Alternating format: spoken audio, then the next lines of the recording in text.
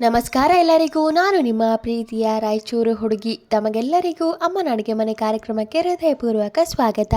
So ಇವತ್ತಿನ ಈ special vlog ಏನಪ್ಪ ಅಂದರೆ, ನಾಳೆ ಸಂಕ್ರಾಂತಿ ಇರೋದ್ರಿಂದ ಒನ್ ಡೇ ಬಿಫೋರೇ ನಾವು ಸಂಕ್ರಾಂತಿಗಾಗಿ ಶಾಪಿಂಗ್ ಮಾಡಿದ್ವಿ.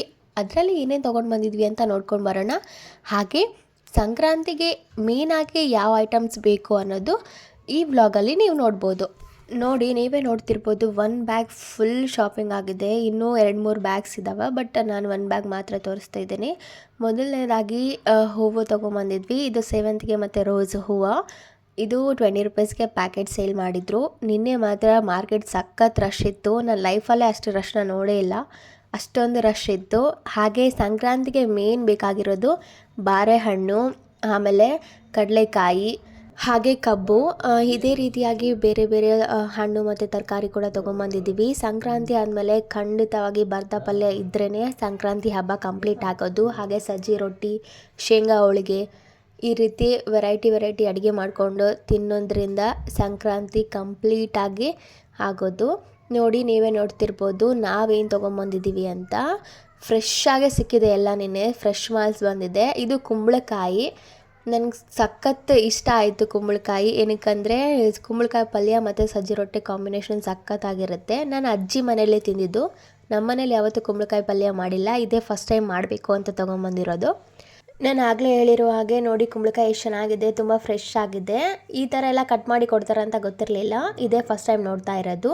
ಹಾಗೆ ಚವಳೆಕಾಯಿ ಎಲ್ಲ ತೊಗೊಂಬಂದಿದ್ವಿ. ಹಾಗೆ ಮೇಯ್ನಾಗಿ ಬಾಳೆಹಣ್ಣು ಬೇಕಿತ್ತು, ಬಾಳೆಹಣ್ಣು ತೊಗೊಂಬಂದಿದ್ದೀವಿ. ಮುಂಚೆನೇ ಮನೇಲಿ ಚಿಕ್ಕದಾಗಿರುವಂಥ ಬಾಳೆಹಣ್ಣಿತ್ತು, ಅಂದರೆ ತಲೆ ಸ್ನಾನ ಮಾಡಲಿಕ್ಕೆ. ಇದು ತಿನ್ನಲಿಕ್ಕೆ ಅಂತ ತೊಗೊಂಬಂದಿರೋದು. ಅದಾದಮೇಲೆ ಯಾವಾಗಲೂ ಅಟ್ರ್ಯಾಕ್ಟ್ ಆಗೋದು ಮಾರ್ಕೆಟ್ಗೆ ಹೋದಾಗ ಅಂದರೆ ಈ ಬಟಾಣಿ. ಇದು ಯಾವಾಗಲೂ ತೊಗೊಂಡೇ ಬರ್ತೀವಿ ಮಿಸ್ ಮಾಡ್ದೇ. ಹಾಗೆ ತುಂಬ ಎಳೆದಾಗಿರುವಂಥ ಸೌತೆಕಾಯಿ ಸಿಕ್ಕಿತ್ತು, ಅದು ಕೂಡ ತೊಗೊಂಬಂದಿದ್ವಿ. ಭರ್ತಾ ಪಲ್ಯಗೆ ಬೇಕಾಗಿರುವಂತಹ ಮೇನ್ ಇಂಗ್ರೀಡಿಯೆಂಟ್ ಅಂದರೆ ಪುಂಡಿಯ ಪಲ್ಯ. ಸೊ ಇದು ಕೂಡ ತೊಗೊಂಡು ಬಂದಿದ್ದೀವಿ. ಹಾಗೆ ಈರುಳ್ಳಿ ಸೊಪ್ಪು ಕೂಡ ಬೇಕು, ಹಾಗಾಗಿ ಈರುಳ್ಳಿ ಸೊಪ್ಪು ಕೂಡ ತೊಗೊಂಬಂದಿದ್ದೀವಿ. ನೋಡಿ ಎಷ್ಟು ಫ್ರೆಶ್ ಆಗಿದೆ. ಈರುಳ್ಳಿ ತುಂಬ ಚಿಕ್ಕದಿದೆ, ಬಟ್ ಸೊಪ್ಪು ತುಂಬ ಚೆನ್ನಾಗಿದೆ, ಹಾಗಾಗಿ ತೊಗೊಂಬಂದಿರೋದು. ಹಾಗೆ ಮತ್ತೊಂದು ಕಡೆ ಹೋದರೆ ತುಂಬ ಅಂದರೆ ತುಂಬ ಫ್ರೆಶ್ ಆಗಿರುವಂಥ ಕ್ಯಾರೆಟ್ ಇದೆ. ಸೊ ಭರ್ತಾ ಪಲ್ಯ ಮಾಡಲಿಕ್ಕೆ ಕ್ಯಾರೆಟ್ ಕೂಡ ತುಂಬ ಮುಖ್ಯವಾದದ್ದು. ಹಾಗೆ ಅವರೆಕಾಯಿ, ಇದು ಕೂಡ ತುಂಬ ಫ್ರೆಶ್ ಆಗಿದೆ, ತುಂಬ ಚೆನ್ನಾಗಿದೆ. ಕೆಲವೊಂದು ಹುಳು ಇರುತ್ತೆ, ನೋಡಿ ತೊಗೊಂಬರ್ಬೇಕು. ಹಾಗೆ ಟೊಮೊಟೊ ಕಾಯಿ. ಈ ಟೊಮೊಟೊ ಕಾಯಿಯಿಂದ ಚಟ್ನಿ ಮಾಡಿದರೆ ಸಖತ್ತಾಗಿರುತ್ತೆ ಟೇಸ್ಟು. ಆಲ್ರೆಡಿ ನಾನು ಯೂಟ್ಯೂಬ್ ಚಾನಲಲ್ಲಿ ಇದ್ರ ಚಟ್ನಿದು ರೆಸಿಪಿ ಇದೆ. ಸೊ ಬೇಕಿದ್ದವರು ಹೋಗಿ ನೋಡಿ ಮಾಡ್ಕೋಬೋದು. ಅದು ಅನ್ನಕ್ಕೆ ಮತ್ತು ರೊಟ್ಟಿಗೆ ಎಲ್ಲದಕ್ಕೂ ಸಖತ್ ಟೇಸ್ಟಿ ಇರುತ್ತೆ. ಹಾಗೆ ಮೇನಾಗಿ ಸಂಕ್ರಾಂತಿ ಟೈಮಲ್ಲಿ ಸೀಸನಲ್ಲಿ ಸಿಗುವಂಥದ್ದು ಕಡಲೆಕಾಯಿ.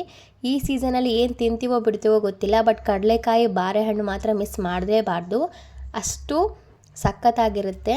ಹಾಗೆ ನೋಡಿ ಫ್ಲವರ್ಸ್ ಎಷ್ಟು ಫ್ರೆಶ್ ಆಗಿದೆ, ಒಳ್ಳೆ ಕ್ವಾಂಟಿಟಿಯಲ್ಲಿ ಕೂಡ ಕೊಟ್ಟಿದ್ದಾರೆ. ತುಂಬ ಇಷ್ಟ ಆಯಿತು, ತುಂಬ ಚೆನ್ನಾಗಿದೆ ರೋಸ್ ಮತ್ತು ಸೇವಂತಿಗೆ ಹೂವು. ಹಾಗೆ ಸ್ನ್ಯಾಕ್ಸಿಗಂತ ಕಚೋರಿ ಕೂಡ ತೊಗೊಂಬಂದಿದ್ವಿ, ಅದು ಕೂಡ ತುಂಬ ಚೆನ್ನಾಗಿತ್ತು. ಇದೇ ರೀತಿಯಾಗಿ 1 ವೀಕಿಗೆ ಆಗೋಷ್ಟು ಕಾಯಿಪಲ್ಯ ಕೂಡ ಶಾಪಿಂಗ್ ಮಾಡಿದ್ವಿ. ಇದಾಗಿತ್ತು ನಮ್ಮ ಸಂಕ್ರಾಂತಿ ಶಾಪಿಂಗ್ ವಿಡಿಯೋ. ಈ ವ್ಲಾಗ್ ನಿಮಗೇನಾದರೂ ಇಷ್ಟ ಆಗಿದ್ದರೆ ಅಮ್ಮನ ಅಡುಗೆ ಮನೆ ಯೂಟ್ಯೂಬ್ ಚಾನಲನ್ನು ಲೈಕ್ ಮಾಡಿ, ಶೇರ್ ಮಾಡಿ, ಕಮೆಂಟ್ ಮಾಡಿ, ಹಾಗೆ ಸಬ್ಸ್ಕ್ರೈಬ್ ಮಾಡಿ.